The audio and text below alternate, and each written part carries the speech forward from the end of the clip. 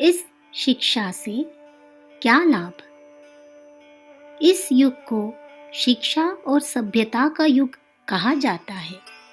चारों ओर शिक्षा और सभ्यता की धूम है। शिक्षित और सभ्य बनने तथा बनाने के लिए नानाविधि आयोजन हो रहे हैं।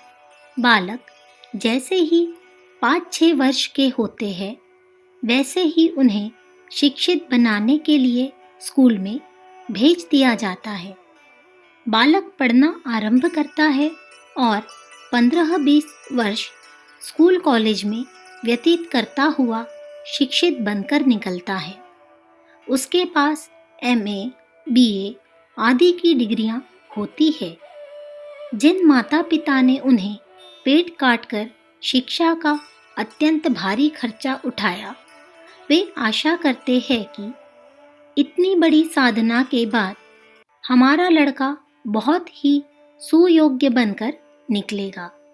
उसकी शिक्षा अपने शुभ परिणामों से आनंदमय वातावरण की सृष्टि करेगी।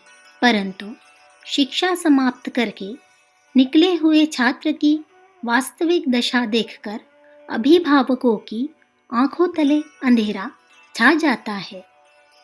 लड़के का स्वास्थ्य चौपट नजर आता है। हड्डियों का ढांचा एक पीले चमड़े के खाल में लिपटा होता है। ऐनक नाक पर रखे बिना उनकी आंख काम नहीं करती। पिचका हुआ चेहरा, रोती सी सूरत, बैठी हुई आंखें यह बताती है कि शिक्षा के अनावश्यक भार ने इनके स्वास्थ्य को चबा डाला। रहा बचा जीवन रस कुसंग की शर्मनाक भूखों में बह गया। शारीरिक दृष्टि से वे इतने अशक्त होते हैं कि भारी परिश्रम के काम उनकी क्षमता से बाहर हो जाते हैं। सभ्यता के नाम पर फैशन और उच्च श्रृंखलता, दो ही बातें वे सीख पाते हैं। बालों के सजाव श्रृंगार में अनावश्यक, असुविधाजनक, बेढंगों, खर्चीली यूरोपियन फैशन की नए नए तर्ज का पोशाक पहनने में वे बहुत आगे बढ़े चढ़े रहते हैं। बड़ों के प्रति आदर भाव का दर्शन नहीं होता। यह इनकी सभ्यता है। जीवन यापन के लिए क्लर्की करने के अतिरिक्त और कोई चारा इनके पास नहीं होता। जीवन भर पराई ताबेदारी करके पेट पालने के अतिरिक्त और साधन उनके पास नहीं होता। स्वर्गीय कविकर अकबर की उक्ति उनके विषय में पूरी तरह चरितार्थ होती है। गुजर उनका हुआ कब, कब आलमे अल्लाह अकबर में, कॉलेज के चक्कर में, मरे साहब के दफ्तर में। जीविकोपार्जन की दशा में वे सर्वथा लुंज पुंज दूसरों की दया पर निर्भर होते हैं।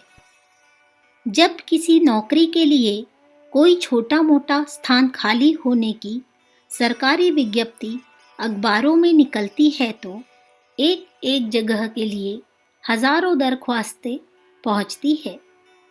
जिन्हें सरकारी नौकरी मिल जाती है, वे समझते हैं कि इंद्र का इंद्रासन मिल गया।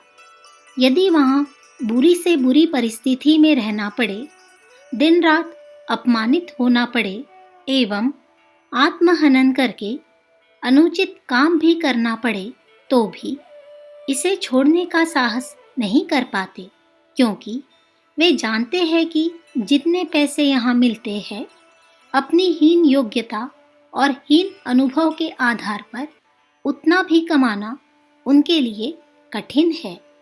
लॉर्ड मैकॉले की निश्चित योजना के अनुसार वर्तमान अंग्रेजी शिक्षा पद्धति केवल अंग्रेजों के लिए ही उपयोगी है।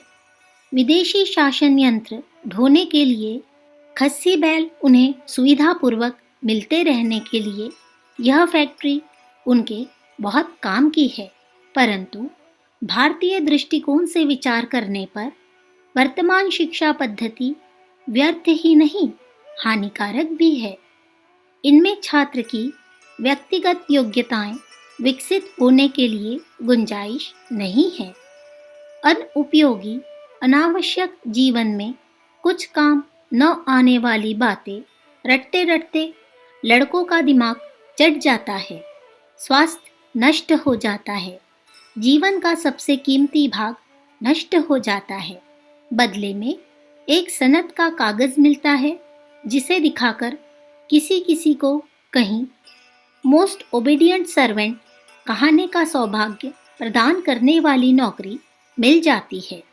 जिन्हें वह भी नहीं मिलती, वे फटेहाल बाबू इधर से उधर जूतियां चटकाते फिरते हैं और उस सनद की निरर्थकता पर भारी पश्चाताप प्रकट करते हैं। हाथ से काम करना अपमानजनक अनुभव होता है। बाबूजी के लिए अपना सूटकेस लेकर आधे मील चलना अपमानजनक है।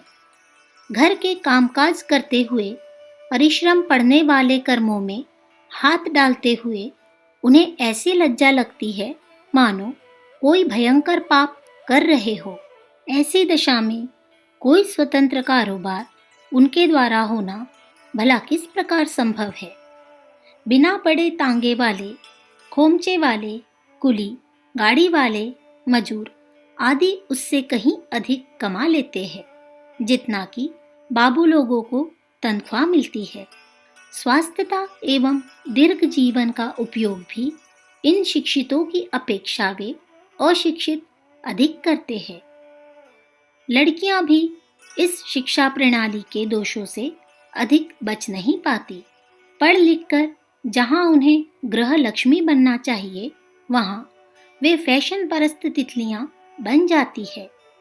हाथ से काम करने में वे अपनी हेटी समझती है। उच्च श्रृंखलता, तुनक मिजाजी, अवज्ञा एवं विलासिता के कुसंस्कार उन्हें भी सफल गृहस्थ जीवन के सुसंचालन में अयोग्य बना देते हैं। यूरोप में भी दुखदायी वातावरण वहां के गृहस्थ जीवनों को नरक बनाए हुए है। उसकी छाया किन्हीं अंशों में इस शिक्षा पद्धति द्वारा भारतीय गृहस्थों में भी जा पहुंचती है।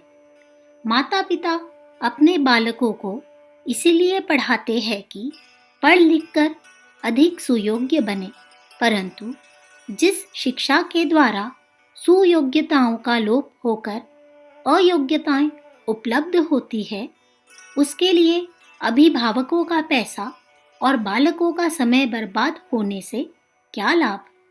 अब तक कोई अच्छी सरकारी नौकरी मिलने की एक आशा प्रधान रूप से रहती थी, पर अब तो उसका भी मार्ग बंद हो चला है, क्योंकि एक तो अंग्रेजी शिक्षा का प्रचलन इतना अधिक हो गया है कि उनमें से 1% को भी सरकारी नौकरियां नहीं मिल सकती। दूसरे, सेना से लौटे हुए व्यक्तियों को उन नौकरियों में प्रथम स्थान मिलेगा। इसके अतिरिक्त भारत स्वशासन प्राप्त करने की दिशा में बड़ी तेजी से आगे बढ़ रहा है। जैसे जैसे इस दिशा में प्रगति होगी, वैसे ही वैसे विदेशी भाषा जानने वाले को जो महत्व अब प्राप्त है वह घटेगा। इन सब कारणों से सरकारी नौकरी के लिए पढ़ने वालों का मार्ग क्रमशः अधिक कंटकाकीर्ण होता जाएगा। इन सब बात पर विचार करते हुए अभिभावकों को यह विचारना होगा कि अपने बालकों को क्या पढ़ाए। अब ऐसी शिक्षा पद्धति अपनाने की आवश्यकता है जिसके द्वारा बालक अपनी शारीरिक, मानसिक, सांस्कृतिक, आर्थिक और आत्मिक उन्नति कर सके, समर्थ, स्वावलंबी और व्यवहार कुशल और पुरुषार्थी बन सके। ऐसी शिक्षा ही सच्ची शिक्षा कहलाने की अधिकारिणी है।